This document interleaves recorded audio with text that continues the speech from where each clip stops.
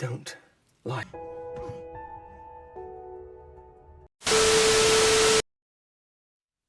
Halo Sobat Santuy, today is the day. Jumpa lagi bersama gua di channel Warung Santuy. Apa kabar kalian semua? Semoga kalian baik-baik saja dan tetap santuy. Pada video kali ini gua akan membahas film yang diangkat dari kisah nyata berjudul 3096 Hari yang dirilis pada tahun 2013. Sesuai dengan judulnya, film ini mengisahkan gadis yang diculik selama 3096 hari. Lalu bagaimanakah kelanjutan film ini? Siapa yang menculik dan apakah gadis itu bisa berhasil bebas? Yuk, tanpa basa-basi lagi, kita langsung masuk aja ke cerita filmnya.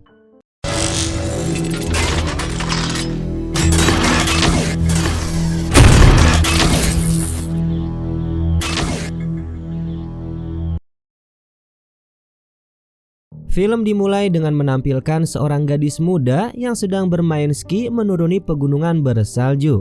Gadis itu seketika berhenti dan datanglah seorang pria yang mengantarnya menuju sebuah toilet. Pria itu terlihat begitu menjaganya dari luar. Sementara itu di dalam toilet, gadis itu terlihat menghampiri seorang wanita asing. Gadis itu memberitahukan namanya kepada wanita asing yang bernama Natasha Campus. Yang ternyata si Natasha Campus ini telah diculik. Dan kemudian kisah pun dimulai pada saat Natasha masih kecil. Natasha berada di sebuah bar bersama dengan ayahnya. Dia terlihat bahagia dan menikmati pesta makan malamnya. Tapi seusai menari, Natasha begitu tampak murung karena dia harus segera pulang dan menemui ibunya yang sudah menjemputnya. Usut punya usut, kedua orang tua Natasha ini ternyata sudah berpisah ya guys. Singkat cerita, Natasha terbangun dari tidur, yang dimana ibunya Natasha menyiapkan keperluan sekolahnya Natasha. Ketika Natasha sedang sarapan, ibunya menanyakan perihal ayahnya Natasha yang mengajaknya pergi ke bar. Dari sanalah mulai terjadi adu mulut antara ibu dan anak, yang menyebabkan Natasha tidak sengaja ditampar oleh ibunya. Sontak Natasha marah dan berlari keluar rumah untuk segera berangkat menuju sekolah. Sementara itu sang ibu merasa menyesal akan perbuatannya dan hanya bisa meminta maaf sambil melihat kepergian sang anak. Singkat cerita, Natasha berjalan menuju sekolahan. Tiba-tiba dirinya dibekap oleh pria asing yang langsung memasukkannya ke dalam mobil van putih.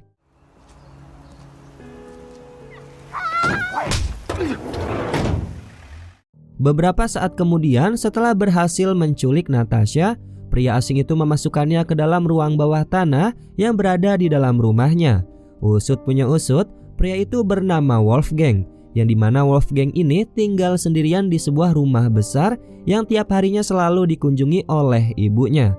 Setelah tersadar, Natasha terus mencoba untuk mengetuk pintu ruangan, hingga si Wolfgang datang membawakan makan dan minum untuk Natasha.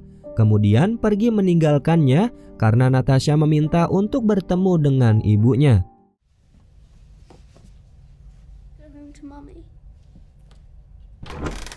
Di hari ketiga pasca penculikan Natasha, si Wolfgang terlihat peduli kepada gadis ini dengan membacakan sebuah cerita dongeng sambil memberikan sebuah cemilan untuk mengisi kebosanannya Natasha. Setelah selesai, Natasha pun bersiap akan tidur. Akan tetapi sebelum Wolfgang pergi, Natasha sempat meminta untuk diberikan ciuman selamat malam, yang dimana hal ini karena ibunya Natasha selalu menciumnya sebelum tidur. Wolfgang pun mencium kening kepalanya Natasha, kemudian pergi dari kamarnya Natasha. Sementara itu di tempat lain, ibu dan neneknya Natasha terlihat sangat khawatir memikirkan hilangnya Natasha. Kabarnya hilangnya Natasha tersebar di mana-mana termasuk televisi dan seluruh koran di kota tersebut. Despite their tireless efforts, search teams have still failed. A police diving unit has also been used to search. Kembali lagi ke rumahnya Wolfgang, yang dimana ibunya Wolfgang kembali lagi mendatangi Wolfgang hanya untuk memasakkan makanan untuknya dan sekedar hanya menghabiskan waktu. Kemudian pada malam hari, tidak sengaja ibu dan anak itu menonton siaran TV yang memberitakan tentang penculikan Natasha. Dan di sini ibunya Wolfgang tidak menyadari yang sebenarnya bahwa putranya lah si penculik itu. Kemudian Wolfgang pergi ke ruangan bawah tanah untuk memandikan Natasha, yang dimana Natasha memberikan sebuah surat kepada Wolfgang untuk diberikan kepada orang tuanya. Tapi di sini emosinya Wolfgang tidak terkendali, oleh karena itu Wolfgang membuat Natasha ketakutan dan menangis. Stop crying. Would you stop crying? Look at me. Nah, di sini kita mengetahui bahwa ruangannya Natasha sengaja didesain khusus oleh Wolfgang dan seolah-olah menjadi tidak terlihat karena disamarkan oleh sebuah brankas di sebuah ruangan yang terletak di bawah rumahnya. Kemudian pada keesokan harinya, Wolfgang kedatangan 2 orang polisi yang sedang bertugas untuk mengecek setiap orang yang memiliki mobil van putih. Tentu hal ini sudah disiapkan oleh Wolfgang karena dirinya tahu bahwa akan kedatangan polisi. Beruntungnya Wolfgang berhasil lolos dan tidak dicurigai karena hari itu juga di rumahnya terdapat nenek dan ibunya yang sedang mengetes santai di rumahnya. Setelah itu Wolfgang pergi menemui Natasha seperti biasa. Dirinya membawakan makan dan minum, tapi kali ini Wolfgang memasangkan sebuah alat komunikasi di ruangannya Natasha agar Natasha dan dirinya bisa berkomunikasi pada saat Wolfgang sedang berada di atas.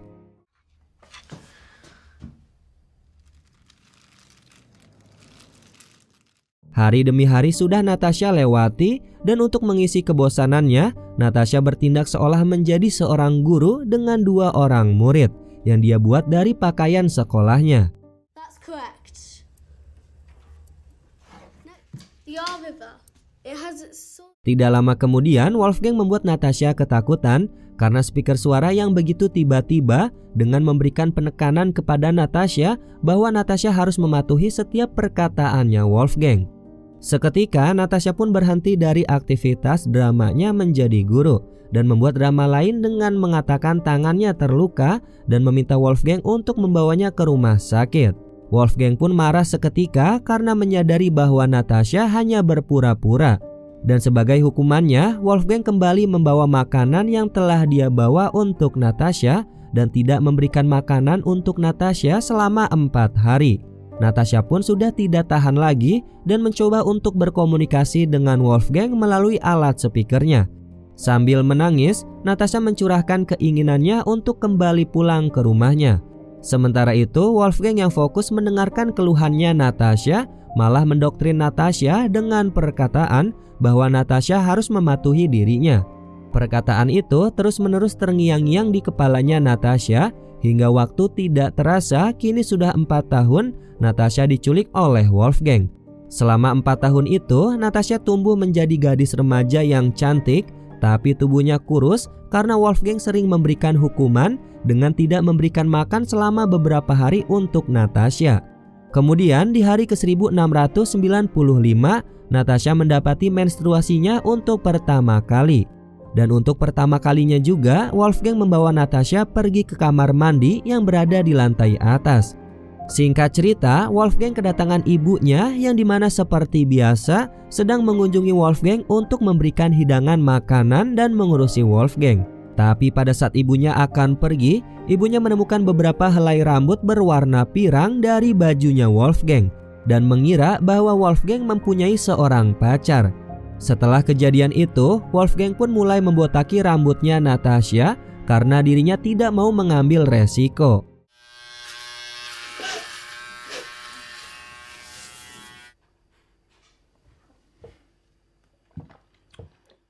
Singkatnya, 1837 hari sudah Natasha lewati untuk tinggal bersama dengan Wolfgang.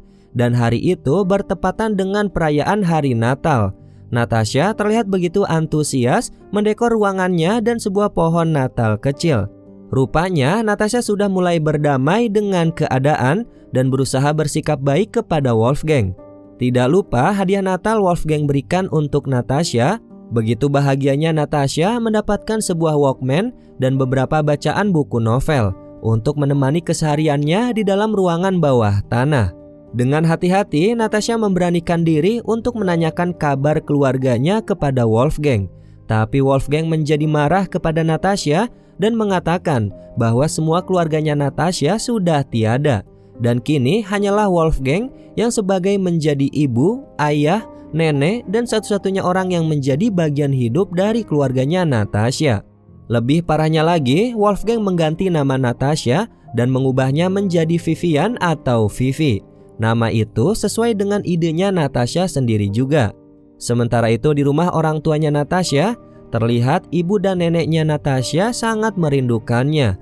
Terlebih neneknya sudah membuatkan sebuah sweater yang dirajut sendiri yang nanti akan diberikan kepada Natasha. Setelah hari itu, Natasha tidak lagi dikurung di dalam ruang bawah tanah dan dipekerjakan untuk mengurus urusan rumah. Lebih parahnya lagi, Natasha melakukan semua aktivitasnya tanpa menggunakan busana, yang dimana karena Wolfgang yang memerintahkannya. Kini Wolfgang mengajak Natasha untuk tidur bersama di kamarnya, dengan sebelah tangannya diikatkan dengan sebelah tangan miliknya. Apabila Wolfgang akan melakukan aktivitas di luar rumah, Natasha pun kembali lagi dimasukkan ke dalam ruang bawah tanah. Di sini Wolfgang belum menyetubuhi Natasha dan hanya tidur bersama. Tapi hari demi hari, karena perubahan tubuh Natasha membuat Wolfgang menjadi tergoda kepadanya dan mulai menyusun rencana untuk memantap-mantapi Natasha dengan membeli sebuah alat kontrasepsi, dan disetubuhilah Natasha untuk pertama kali. Dan semenjak saat itu, hal tersebut sering dilakukan oleh Wolfgang kepada Natasha. Kemudian singkat cerita, di hari ke-2029, Natasha sudah mulai terbiasa melayani Wolfgang dan mengurus keperluan makannya Wolfgang walaupun masih ada salah-salahnya. Si Wolfgang ini mencintai Natasha, tapi dirinya kerap kali menyiksa karena emosi yang tidak terkendali, bahkan tidak memberikan makan selama beberapa hari. Yang lebih parah, Natasha diberikan hukuman untuk masuk ke dalam sebuah lorong pipa saluran air yang ukurannya sangat kecil.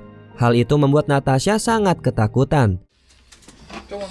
I can't. Yes, you can. Go on. Lalu karena rambut Natasha sudah tumbuh lagi, sebagai ancamannya, Wolfgang ingin membotaki Natasha kembali. Mau tidak mau, Natasha harus menuruti semua perintah dari Wolfgang. Dan untuk pertama kali, Natasha diajak keluar rumah oleh Wolfgang untuk berbelanja ke sebuah toko karena akan membeli peralatan bangunan. Padahal kesempatan untuk kabur sangatlah besar, akan tetapi Natasha terlalu takut dan sangat patuh kepada Wolfgang. Jadi dirinya tidak bisa berbuat apa-apa di tengah banyaknya orang yang ada di toko tersebut. Usut punya usut, ternyata Wolfgang memberikan sebuah kejutan untuk Natasha, yaitu berupa sebuah ruangan kamar yang telah didekornya bersama dengan Natasha. Natasha harus selalu terlihat bahagia di dalam semua hal yang diberikan oleh Wolfgang kepadanya. Dan untuk pertama kali, Wolfgang memberikan Natasha sebuah hadiah lingerie, yaitu baju tidur sebagai hadiah malam pertama mereka. Di sini Natasha bertanya kepada Wolfgang, mengapa Wolfgang memilih dirinya untuk diculik. Wolfgang pun menceritakan alasannya kepada Natasha, yaitu karena dirinya menyukai senyuman dari Natasha pada saat dirinya tidak sengaja bertemu dengan Natasha di toko milik ibunya Natasha. Dan sejak saat itu, Wolfgang menyiapkan sebuah rencana untuk penculikan Natasha serta pembuatan kamar kecil di ruang bawah tanah yang ada di rumahnya dan memulai aksi penculikan terhadap Natasha yang telah Wolfgang buntuti selama beberapa hari itu. Hello, sweetheart. You all right? Natasha, How long did it take you? Singkatnya, hari berlalu begitu cepat. Natasha yang tidak kuat lagi dan merasa frustasi pun mencoba untuk mengakhiri hidupnya sendiri. Tapi aksinya digagalkan karena takut akan Wolfgang. Dan malangnya percobaan bunuh diri itu diketahui oleh Wolfgang dan betapa murkanya Wolfgang kepada Natasha. Di sini kita sudah tahu apa yang akan dilakukan oleh Wolfgang kepada Natasha. Sudah pasti menghajarnya habis-habisan sampai babak belur. Usut punya usut, Natasha mempunyai kebiasaan untuk mencatat semua kejadian dan perilaku kekerasan yang dilakukan oleh Wolfgang kepadanya di sebuah tisu yang Natasha kumpulkan dan gulung, kemudian disimpan di sebuah kotak miliknya.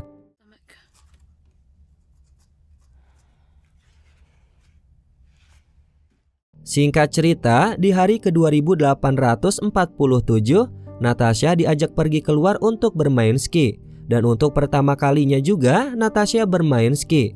Nah, di sini juga rambut Natasha sudah tumbuh sangat panjang. Scene ini mengingatkan kita kepada bagian awal film yang menceritakan bahwa Natasha mencoba untuk meminta bantuan kepada seorang wanita di hotel. Tapi sayangnya wanita itu tidak mengerti bahasanya Natasha. Dan lebih parahnya lagi, hal itu diketahui oleh Wolfgang dan lagi-lagi Wolfgang menyiksa Natasha secara sadis.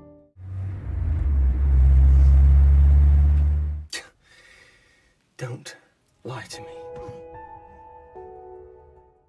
Tidak terasa, Natasha kini berulang tahun yang ke-18. Dan 2908 hari sudah Natasha habiskan hidupnya bersama dengan pria psikopat itu. Layaknya seorang pria normal pada umumnya, Wolfgang memberikan sebuah kejutan ulang tahun kepada Natasha. Dan sebuah dress berwarna orange kemerahan yang langsung dipakai oleh Natasha untuk merayakan hari ulang tahunnya. Wolfgang pun terpesona dengan kecantikan Natasha dan mereka berdansa bersama layaknya sepasang kekasih dengan busana yang rapi.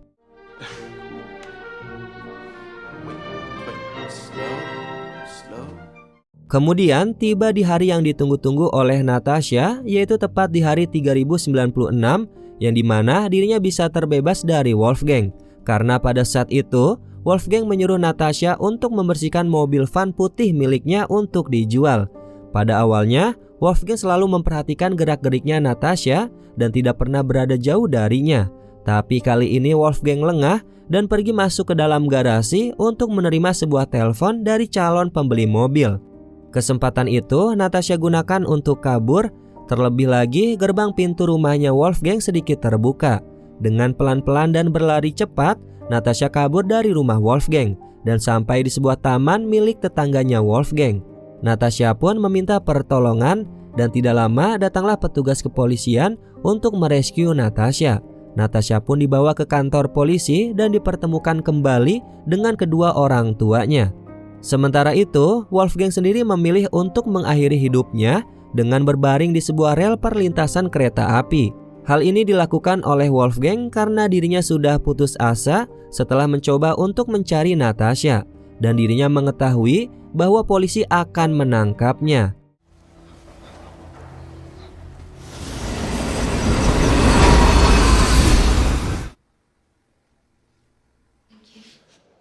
It's okay. Oke sobat santuy, itulah film yang diangkat berdasarkan kisah nyata yang terjadi pada tahun 1998 kepada seorang gadis remaja berusia 10 tahun bernama Natasha Campus yang diculik dan disekap selama 8 tahun lamanya, yang kemudian akhir kisahnya difilmkan dan menjadi sebuah pelajaran yang amat berharga bagi kita semua. Oke, mungkin itu saja penjelasan dari gua. Mohon maaf apabila ada kesalahan kata maupun isi video. Warung Santuy pamit dan jangan lupa untuk tetap santuy.